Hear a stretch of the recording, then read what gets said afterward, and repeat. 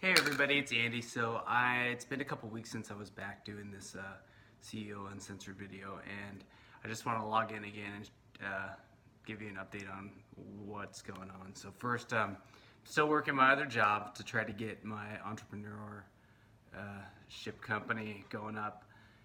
We're working on this prototype luggage system that I've been talking about.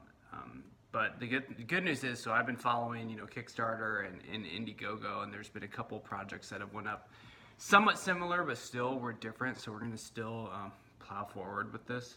But the good news is there was one that came up that was, pretty unique that raised $800,000, and it's still going. So that's a really good sign. And then there's another one on Kickstarter that's funded in 30 days, and we're still pretty unique to that. They've made 160,000, which is pretty good. But I think, as I was saying before, to build a prototype, just to do that is probably going to be about 50,000, and then we're looking at doing an app. You're probably looking at another 10,000.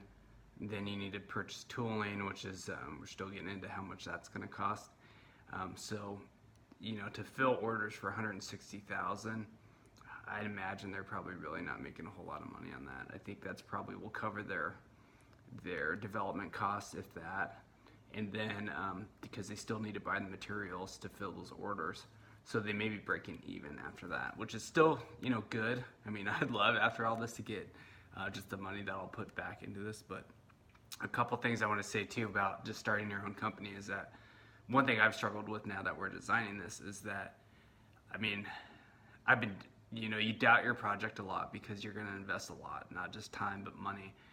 And I've been fighting a lot with, okay, is this really a good idea? Is this not? And some days I think, yes, look how well these are doing.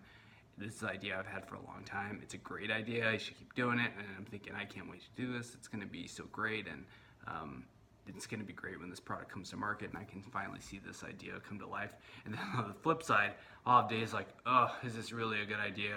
Someone will tell me, oh, that's really, would I ever use that? Would I ever need that feature or not?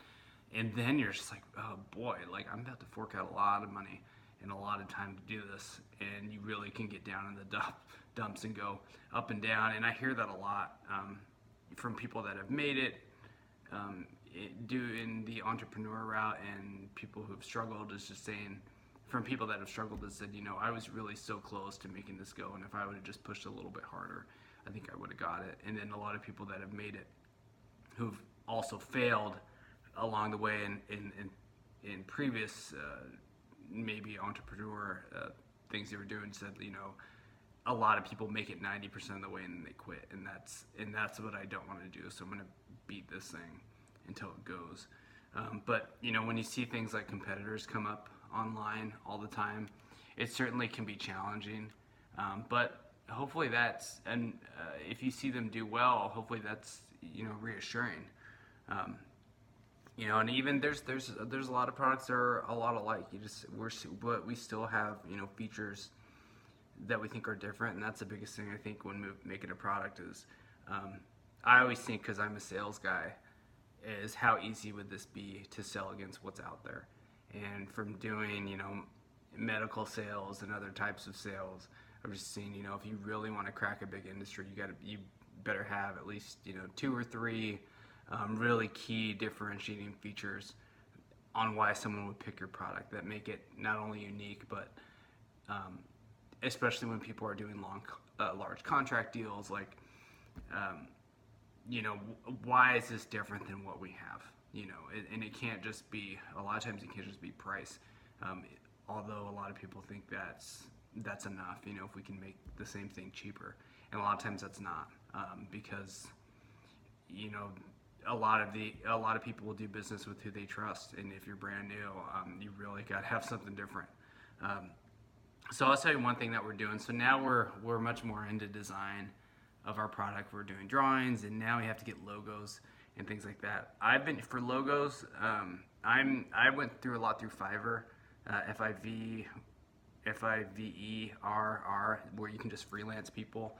I found a lot of really inexpensive ones to do logos on there, and for our brand and for our company name, and also like a company symbol to put on our products.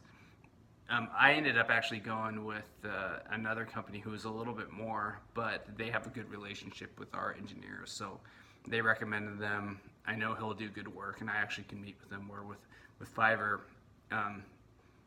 you're going to be doing business with a lot of people that you're never going to meet. You've never seen a whole lot of their work. I mean, you can interview people for a lot, but when it was the difference of $100 here or there, it wasn't that big of a deal. Now, the other thing we're doing is we're freelancing people to do our app. So I'm sure I could use some of the engineering firms up here, but they can get pretty expensive when you're doing app development. So you can get a range of anywhere from all over the place, just like prototyping. But I actually spoke with my cousin, who's an app developer. He works for a pretty large company. He didn't have time really to build our app and didn't know a lot of people doing freelancing work on the side, but he turned me on to Upworks, which is, if you just go to, I think it's upworks.com, UPWORKS, they'll do a lot of freelancers that will do just IT work. So if you want to develop an app, probably a website, all that stuff, prototyping, then they can do that. And then, just speaking with them, I had to interview a lot because their pricing can range quite a bit. Some people will charge $100 an hour, some people will charge 30. And when you're doing a project that's hundreds of hours, that's a big difference in cost, especially to me when I'm spending my own money. So I interviewed people a lot. I'm working today on doing like a framework, which is just an architecture of what I think this app is going to look like, and their job again is to bring it to life. So we're working on the app, and then another thing is we're looking at parts. So in working with engineers, we're going to have to design a lot of our own parts from scratch and customize. One thing they told me is, in the sense that I'm getting from them, is that anything custom is going to cost a lot of money. Like anything you want customized will be more than something you can buy off the shelf that they're already making. So he said the more that you can not customize and pull from what's available, the big source for that is going to be Alibaba. So if you guys aren't familiar with Alibaba, it's just a website that connects like Chinese manufacturers with the world. So people that just manufacture all these different parts. So like we're looking for, we needed to get a power module. There's some companies that will develop their own, but you're just like anything you want custom, it's going to cost a fair amount of money just to do something really, really, like if say you don't like what's online and you want to change one little thing, it can be a lot of money just to change that one thing. So it's kind of the balance of like, okay, we're a startup, can we live with what's out there? And we've actually found some pretty good power banks on Alibaba that we're getting mailed over here to test out and see if we can put them into our design. And that is not only the biggest time saver if we can get those to work, but also a big cost saver if we can get those to work. And then it's like I was saying with trust and going with the company, if you're gonna pick a supplier, source them out and see like, okay, how much business are they? Are they a healthy business? Because what if they're the only one that makes what they make and then they go out of business or something like that? Then that affects your product. So that's always a risk too, but that's where we're going now. So the one things that I say I've covered is, yes, I'm still working my other job. The thing about competition is, you really got to look, just from my perspective, is your stuff sellable? And you can't just think like, yes, we made the same product and we can do it cheaper. I think one of the biggest things when I saw growing up was, oh, look at so-and-so, they're making a lot of money doing something with plastics, or making, a really unique light bulb or something like that. Maybe we can make money doing the same thing. Well, it's difficult to go in and say, okay, we're going to do the exact same thing and we're going to be just as successful. I really think with today, there's so many different products and so many different things. Unless you have a very unique angle in which you're going to do it, or you have a very unique product, it's going to be tough. I mean, I've sold for a long time, and you always hear people say like, oh, I could sell Ice to the Eskimos, and because I'm the best salesperson on earth. Well, in reality, you got to have a good product because even if you're the best salesperson, if you'll sell someone a terrible product one time and you'll never sell it to them again.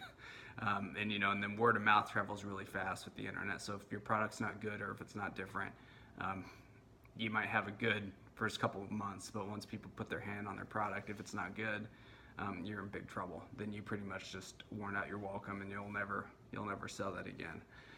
The other one is the use of freelancing. So like you said, I'm working with an engineering company to do our product, and I'm working with Fiverr we're actually not working with them, but they're a good one to freelance projects out for anything. They have people that will do like contracting work and pretty much anything. You want to someone to build a fence as part of your business, you can find someone to do that.